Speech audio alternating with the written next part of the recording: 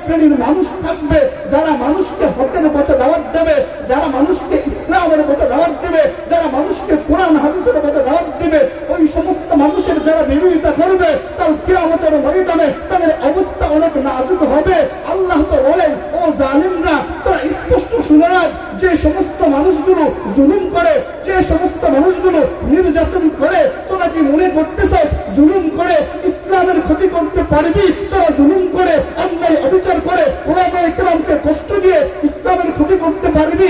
আল্লাহ পশ্চিমকালে সম্ভব না। কেননা আল্লাহ তো বলেন, ইন্না নাহনু নাযালনা যিকরা ওয়া ইন্না লাহু লাহাফিযুন। আমি আল্লাহ রাব্বুল আলামিন কুরআনকে সংরক্ষণ করার দায়িত্ব নিয়েছি, উলামায়ে কেরামকে সংরক্ষণ করার দায়িত্ব নিয়েছি।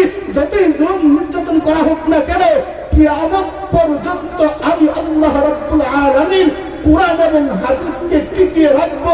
এক শ্রেণীর বান্দার মাধ্যমে কাফেররা মনে করতেছে, ইউরিদুনা লিইউতফিউ নূরাল্লাহি বিআফওয়াহিহিম ওয়াল্লাহু মুতিম্মু নূরিহি ওয়ালাউ কারিহাল কাফিরুন। ও কাফেররা, ও বেঈমানরা, ও জালেমরা, তোরা স্পষ্ট শুনে রাখ, তোরা চিন্তা করতেছ তোর মুখের ফুৎকার দিয়ে ইসলামকে নিভিয়ে দেওয়া মনে হয় সহজ হবে? না, পশ্চিমকালেও হবে না। যে রশি আল্লাহ রাব্বুল আলামিনের হাতে, ইসলামের রশি তো আল্লাহর হাতে, মুসলমানদের জীবন বিধানের রশি তো আল্লাহর হাতে। যে রশির ধারক বাহক স্বয়ং আল্লাহ, এটা বোঝা যায়। যে সমস্ত মানুষগুলো জুলুম নির্যাতন করেছে, অন্যায় অবিচার করেছে, তারা স্পষ্ট ধ্বংস হয়েছে। ফেরাউন বিরোধিতা করেছে, ধ্বংস হয়েছে। মূসা নবী সফল হয়েছে। নমরুদ বিরোধিতা করেছে, ইব্রাহিম নবী সফল হয়েছে, সে ধ্বংস হয়েছে। যে সমস্ত মানুষগুলো চেঙ্গিস খান জুলুম করেছে, ধ্বংস হয়েছে। ইসলাম এসেছে, রাজা গৌর গোবিন্দ জুলুম করেছে, সে ধ্বংস হয়েছে। হযরতে শাহজালাল রাহমাতুল্লাহ আলাইহি সফল হয়েছে। এরকম ভাবে গত 24 পর্যন্ত যে সমস্ত ফ্যাসিস্টরা জুলুম করেছে, অন্যায় অবিচার করেছে, তারা অপমানিত, নিন্দিত, লজ্জিত হয়ে বাংলার জমিন থেকে পালাতে হয়েছে। যে সমস্ত উলামায়ে কেরামদের উপরে জুলুম করা হয়েছে, তারা কিন্তু জমিনে টিকে আছে। মুহতারাম হাজিরিন, সময় সংক্ষেপ, এজন্য আমাদের বোঝা লাগবে, আমাদেরকে কোরআন হাদিসের পথে আসতে হবে, তাহলে আমাদের চূড়ান্ত সফলতা থাকবে। আর যদি আমরা না আসতে পারি, দুনিয়া আমাদের ব্যর্থতা, কাল কিয়ামতের ময়দান তো ব্যর্থতাই। কবর জগৎ থেকে আমাদের কিয়ামত শুরু হয়ে যাবে। আমরা যখন আল্লাহর জবাব দিতে পারবো না, দিনের কথা বলতে পারবো না, আল্লাহর রাসূলের কথা আমরা বলতে পারবো না, কবর থেকে আমাদের জাহান্নামের আযাব শুরু হয়ে যাবে। এত সুন্দর একটা মাহফিলের ব্যবস্থা করেছেন, এত সুন্দর একটা জাঁকজমকপূর্ণ সামিয়ানার ব্যবস্থা করেছেন, তাদেরও একটা উদ্দেশ্য আছে। উদ্দেশ্যটা হলো, যে সমস্ত মানুষগুলো দুনিয়াতে আল্লাহ রাব্বুল আলামিনকে ভুলে সমস্ত অনিসলামিক কার্যকলাপে মত্ত, আল্লাহ রাব্বুল আলামিনের দিকে যাচ্ছে না, মসজিদমুখী হচ্ছে না, তারাও তো আমাদের ভাই, তারাও তো ঈমানওয়ালা, তারাও তো আল্লাহকে বিশ্বাস করে, তারাও তো নবী মুহাম্মদুর রাসূলুল্লাহ সাল্লাল্লাহু আলাইহি সাল্লাতু ওয়াস সালামকে স্বীকারোক্তি দেয় শেষ নবী। কিন্তু এটাতেই তো সীমাবদ্ধ থাকলে সে যথেষ্ট নয়। সীমাবদ্ধ থাকার জন্য মানুষকে আল্লাহ রাব্বুল আলামিনের সন্তুষ্টির মধ্যে গণ্য হওয়ার জন্য মানুষ একটা ব্যবস্থা করেছে। ওই মাহফিল থেকে উদ্দেশ্য এটাই ছিল, যেই সমস্ত মানুষগুলো নামাজ পড়ে না, তাদেরকে নামাজের কথা দেশ বরেণ্য উলামায়ে কেরাম আসবেন, একে একে বলবেন। যে সমস্ত মানুষগুলো, যে সমস্ত মা বোনরা পর্দা করে না, বেগানা অবস্থায় রাস্তাঘাটে দোকান বন্দরে হাঁটে, তাদেরকে যেন পর্দার শিক্ষা দেওয়া হয়, তাদেরকে যেন পর্দার তালিম দেওয়া হয়।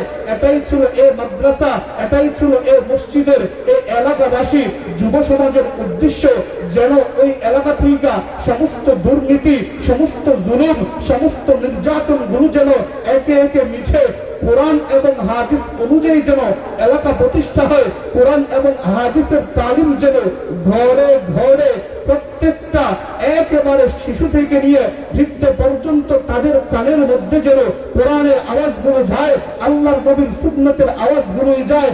এই উদ্দেশ্য ছাড়া দ্বিতীয় আখিরাতের বিকল্প কোনো উদ্দেশ্য নেই। তদরূপী একটা গাড়ি চালক একটা গাড়ি বানিয়েছে, ওই গাড়িটার পিছনে একটা উদ্দেশ্য রয়েছে। ওই গাড়ি দ্বারা জনসাধারণ মানুষকে সে সহযোগিতা করবে, তার মাধ্যমে একটা পারিশ্রমিক সে পাবে, ওই পারিশ্রমিকের মাধ্যমে সে জীবিকা নির্ধারণ করবে, জীবিকা নির্বাহ করবে। তদরূপী পৃথিবীতে যে সমস্ত মানুষ যে ক্যাটাগরির হোক না কেন, প্রত্যেকের একটা উদ্দেশ্য নিয়ে প্রত্যেকে দুনিয়াতে বসবাস করতেছে। আল্লাহ রাব্বুল আলামিন এটা বলেন, বান্দা আমি তোমাদেরকে দুনিয়াতে পাঠিয়েছি, উদ্দেশ্য সারা পাঠিয়েছি, এমনটা মনে করিও না। তুমি আল্লাহ রাব্বুল আলামিনের প্রিয় পাত্র তখনই হবা যখন আল্লাহর আদেশ মোতাবেক আল্লাহর নবীর আল্লাহর অনুকরণ করে জিন্দেগি পরিচালনা করবা, তখনই তুমি আল্লাহ রাব্বুল আলামিনের প্রিয় পাত্র হইবা। তোমাকে জান্নাতে দেওয়ার জন্য দুনিয়াতে পাঠিয়েছে, মধ্যবর্তী সময়ে মানুষকে পরীক্ষার জন্য পাঠিয়েছে।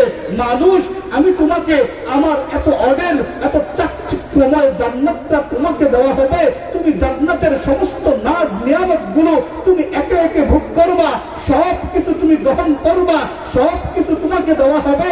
তুমি আমি আল্লাহ রাব্বুল আলামিনকে দুনিয়াতে থেকে আমি আল্লাহকে না ভুলে তুমি কতটুকু আমি আল্লাহকে মানো, আমি আল্লাহর আমল, আল্লাহর হুকুম আহকাম গুলো তোমার জীবনের মধ্যে পারিবারিক অবস্থায় তুমি কতটুকু ব্যক্ত করো, এই উদ্দেশ্য নিয়ে আল্লাহ পাঠিয়েছেন।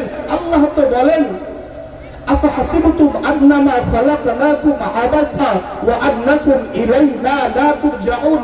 ও মানুষ, তোমরা কি চিন্তা করো আমি তোমাদেরকে দুনিয়াতে অনর্থক পাঠিয়েছি, তোমাদেরকে হিসাব কিতাব নেওয়া হবে না, তোমরা আল্লাহ রাব্বুল আলামিনের কাছে যাইবা না? যদি মানুষ ওই রকম চিন্তা থাকে, ওই রকম চেতনা থাকে, তাহলে মনে রাখেন, স্পষ্ট বলে যাচ্ছি, অবশ্যই অবশ্যই আমাদের চিন্তাধারা ভুল। আল্লাহ তো পবিত্র কালামে বলেন, মিনহা খালাকনাকুম ওয়া ফিহা নুঈদুকুম ওয়া মিনহা নুখরিজুকুম তারাতান উখরা। ও মানুষ, তোমার শরীরের গরমে, তোমার ক্ষমতার গরমে, তোমার দলের গরমে তুমি মনে করিও না যে তুমি দম্ভ করে চলো, তোমার মৃত্যু হবে না। আরে আল্লাহ রাব্বুল আলামিন তো বলেন, মিনহা খালাকনাকুম, আরে আমি তো তোমাকে মাটি থেকে সৃষ্টি করেছি, ওয়া ফিহা নুঈদুকুম, আরে তোমাকে তো মাটিতে যেতে হবে, আবার পুনরাবৃত্তি তোমাকে ওয়া মিনহা নুখরিজুকুম তারাতান উখরা। বান্দা, তোমাকে আবার মাটি থেকে উত্তোলন করা হবে, তোমাকে হিসাব কিতাব নেওয়া হবে, তুমি দুনিয়াতে কি করেছো, অন্যায় কাজ করেছো নাকি আল্লাহর দ্বীনের পথে চলেছো, পালাবার সুযোগ নাই। এজন্য ওই রকম মাহফিল গুলা, ওই রকম দ্বীনি কনফারেন্স গুলো করা হয়, মানুষ যেন উদ্দেশ্যের ভিতরে আসে, মানুষ যেন কোরআন বুঝে, মানুষ যেন হাদিস বুঝে, ওই মোতাবেক যেন মানুষ ইসলামটাকে মেনে দুনিয়াতেও সে সফল হয়, কাল কিয়ামতের ময়দানে মানুষ যেন জান্নাতের অধিকারী হতে পারে। তবেই তো মানুষ ফাজা ফাওজান আযীমা, চূড়ান্ত সফলতা ওই দিনই হবে যখন মানুষ কাল কিয়ামতের ময়দানে আল্লাহ রাব্বুল আলামিনের দরবারে দাঁড়াইয়া আল্লাহ যে প্রশ্নগুলো করবে, প্রশ্নের জবাবগুলো সে একে একে একেবারে সুন্দর করে দিতে পারবে। আল্লাহ তো বলেন, আল্লাহর নবী হাদিসে বলেছেন, লা তাজালু কদামা ইবনি আদামা ইয়াউমাল কিয়ামাতি হাত্তা ইউসআলা আন খামসিন। আদম সন্তান 5টি প্রশ্নের জবাব দেওয়া ছাড়া সে বিন্দু পরিমাণ পিছপা হতে পারবে না। আল্লাহর নবী বলেন, আন উমরিহি ফীমা আফনা। ও মানুষ, তুমি বলো, তুমি তোমার যৌবন কালটা কোন কাজে ব্যয় করেছো? আন শাবাবিহি ফীমা আফলা। তুমি তোমার জীবন দশায় কোন কাজে তুমি জন্ম থেকে নিয়ে বৃদ্ধ পর্যন্ত ওই সমস্ত সময়গুলো তুমি কোন কাজে ব্যয় করেছো? জবাব দাও, ওয়া মাজা আলিমা ফীহি আমিলা। তুমি যা কিছু জেনেছো ওই জানা অনুযায়ী খোদার জমিনে থেকে খোদার রিজিক খেয়ে আল্লাহ রাব্বুল আলামিনের নিয়ামতের মধ্যে তুমি থেকে থেকে আল্লাহর শুকরিয়া আদায় তুমি কতটুকু করেছো? আল্লাহর তুমি অনুগত্য কতটুকু করেছো?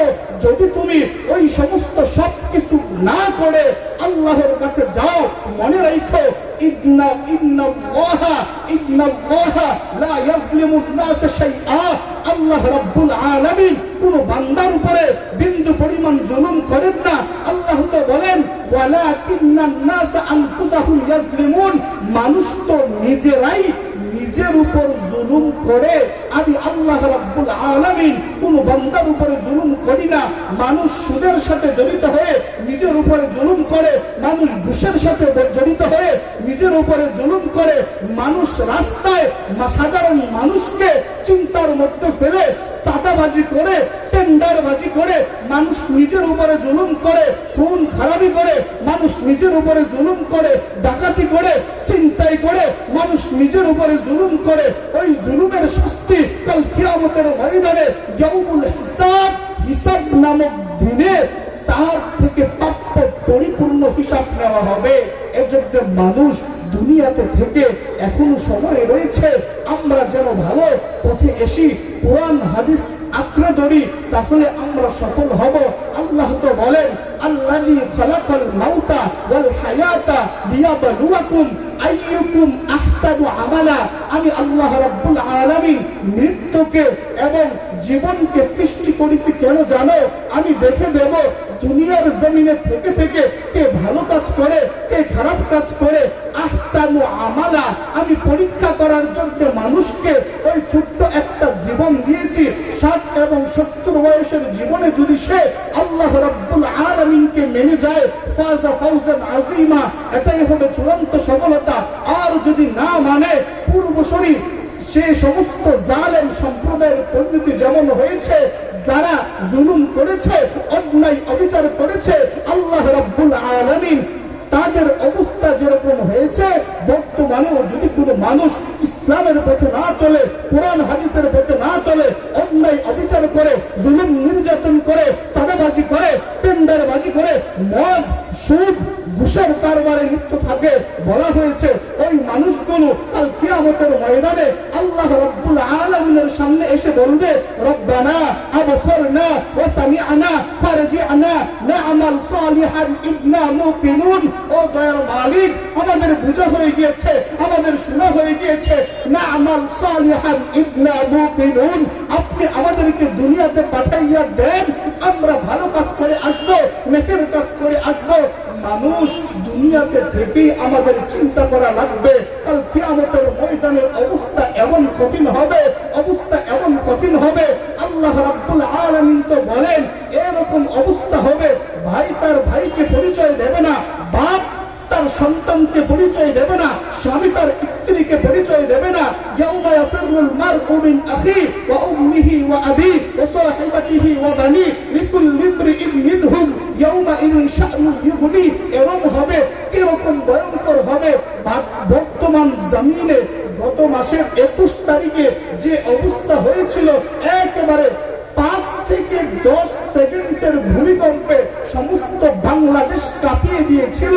আর ওই কাঁপানোর মধ্যেও একটা সতর্ক বার্তা থাকে, ওরে মানুষ তোরা ভালো করে চিনে রাখ, আমি আল্লাহ রাব্বুল আলামিন তোদেরকে পালতেছি, তোদেরকে খাওয়াইতেছি।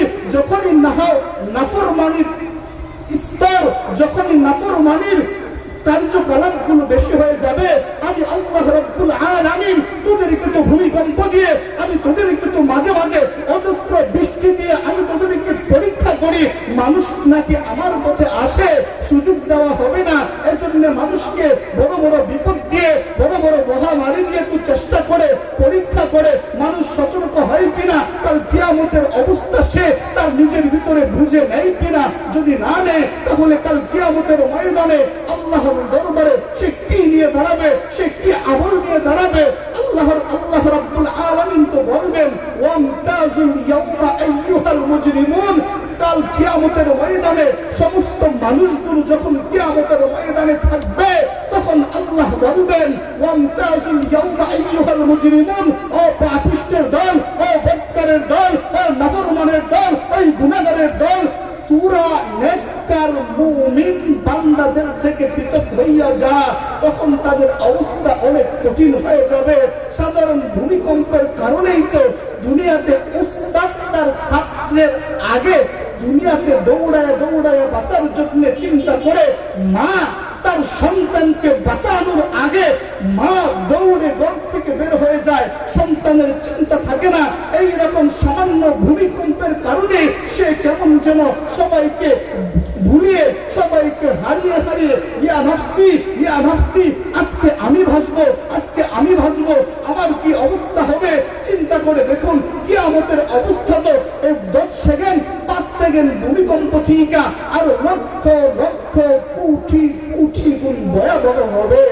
সময় মানুষ কিভাবে আল্লাহর কাছ থেকে পালাবে, এজন্য সুযোগ এখনো আছে, তোমরা এখনো আছে, সতর্ক হও, মসজিদের দিকে মুখ ফিরাও, দ্বীনি কাজের দিকে মুখ ফিরাও, তাহলেই তোমরা সফল হবে। আর আল্লাহ রাব্বুল আলামিন তো বলেন, ফালাউলা নাফারা মিন কুল্লি ফিরকাতিন মিনহুম তাইফাতুন লিয়াতাফাক্কাহু ফিদ-দীন ওয়া লিয়ুনযিরু কওমাহুম ইযা রাজাউ ইলাইহিম লাআল্লাহুম ইয়াহদারুন। এক শ্রেণীর দলগুলো থাকবে, এক শ্রেণীর মানুষ থাকবে যারা মানুষকে হকের পথে দাওয়াত দেবে, যারা মানুষকে ইসলামের পথে দাওয়াত দেবে, যারা মানুষকে কোরআন হাদিসের পথে দাওয়াত দেবে। ওই সমস্ত মানুষের যারা বিরোধিতা করবে, কাল কিয়ামতের ময়দানে তাদের অবস্থা অনেক নাজুক হবে। আল্লাহ তো বলেন, ও জালিমরা, তোরা স্পষ্ট শুনে রাখ, যে সমস্ত মানুষগুলো জুলুম করে, যে সমস্ত মানুষগুলো নির্যাতন করে, তোরা কি মনে করতেছ জুলুম করে ইসলামের ক্ষতি করতে পারবি? তোরা জুলুম করে, অন্যায় অবিচার করে, উলামায়ে কেরামকে কষ্ট দিয়ে ইসলামের ক্ষতি করতে পারবি? আল্লাহ পশ্চিমকালে সম্ভব না। কেননা আল্লাহ তো বলেন, ইন্না নাহনু নাযালনা যিকরা ওয়া ইন্না লাহু লাহাফিজুন। আমি আল্লাহ রাব্বুল আলামিন কুরআনকে সংরক্ষণ করার দায়িত্ব নিয়েছি, উলামায়ে কেরামকে সংরক্ষণ করার দায়িত্ব নিয়েছি। যতই জুলুম নির্যাতন করা হোক না কেন, কিয়ামত পর্যন্ত আমি আল্লাহ রাব্বুল আলামিন কুরআন এবং হাদিসকে টিকিয়ে রাখবো। এক শ্রেণীর বান্দার মাধ্যমে কাফেররা মনে করতেছে, ইউরিদুনা লিইউতফিউ নূরাল্লাহি বিআফওয়াহিহিম ওয়াল্লাহু মুতিম্মু নূরিহি ওয়ালাউ কারিহাল কাফিরুন। ও কাফেররা, ও বেঈমানরা, ও জালেমরা, তোরা স্পষ্ট শুনে রাখ, তোরা চিন্তা করতেছ তোর মুখের ফুৎকার দিয়ে ইসলামকে নিভিয়ে দেওয়া মনে হয় সহজ হবে? না, পশ্চিমকালেও হবে না। যে রশি আল্লাহ রাব্বুল আলামিনের হাতে, ইসলামের রশি তো আল্লাহর হাতে, মুসলমানদের জীবন বিধানের রশি তো আল্লাহর হাতে। যে রশির ধারক বাহক স্বয়ং আল্লাহ, এটা বোঝা যায়। যে সমস্ত মানুষগুলো জুলুম নির্যাতন করেছে, অন্যায় অবিচার করেছে, তারা স্পষ্ট ধ্বংস হয়েছে। ফেরাউন বিরোধিতা করেছে, ধ্বংস হয়েছে। মূসা নবী সফল হয়েছে। নমরুদ বিরোধিতা করেছে, ইব্রাহিম নবী সফল হয়েছে, সে ধ্বংস হয়েছে। যে সমস্ত মানুষগুলো চেঙ্গিস খান জুলুম করেছে, ধ্বংস হয়েছে। ইসলাম এসেছে, রাজা গৌর গোবিন্দ জুলুম করেছে, সে ধ্বংস হয়েছে। হযরত শাহজালাল রাহমাতুল্লাহ আলাইহি সফল হয়েছে। এরকম ভাবে গত 24 পর্যন্ত যে সমস্ত ফ্যাসিস্টরা জুলুম করেছে, অন্যায় অবিচার করেছে, তারা অপমানিত, নিন্দিত, লজ্জিত হয়ে বাংলার জমিন থেকে পালাতে হয়েছে। যে সমস্ত উলামায়ে কেরামদের উপরে জুলুম করা হয়েছে, তারা কিন্তু জমিনে টিকে আছে। মুহতারাম হাজিরিন, সময় সংক্ষেপ, এজন্য আমাদের বোঝা লাগবে, আমাদেরকে কুরআন হাদিসের পথে আসতে হবে, তাহলে আমাদের চূড়ান্ত সফলতা থাকবে। আর যদি আমরা না আসতে পারি, দুনিয়া আমাদের ব্যর্থতা, কাল কিয়ামতের ময়দান তো ব্যর্থতাই। কবর জগৎ থেকে আমাদের কিয়ামত শুরু হয়ে যাবে।